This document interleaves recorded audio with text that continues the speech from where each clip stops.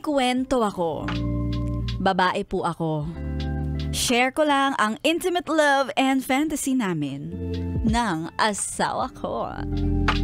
Kami po kasi ay nag-aasam na magkaroon ng anak na lalaki.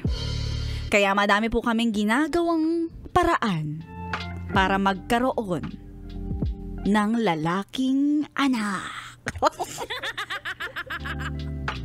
May nakapagsabi sa akin na para magawa ko ito ng matagumpay, wag daw akong maliligo kapag gagawin namin ang magchurot-churot.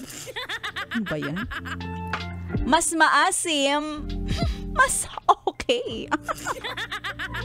Yun ang sabi nila. Wala namang masama kung susubukan namin. Nung natapat na sa tamang panahon sa kalendaryo kung kailan ako fertile. Napansin ko na mas malakas ang tindi ng amoy ng katawan ko.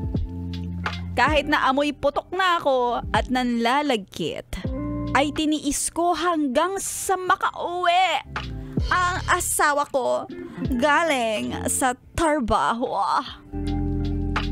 Si Mister ay hindi ko na rin pinaligo. Para quits. Quits lang sa amoy. Walang reklamuhan. At ayun, amoy usok at amoy putok ang sumasabog. Grabe na talaga ang mga ginagawa namin para lang matupad ang pangarap namin na magkaroon ng anak na lalaki. Pag napapadikit nga ako sa leeg niya, amoy na amoy ko ang jeep na sinakyan niya. Tapos may mga namumuo pa siyang libag sa leeg.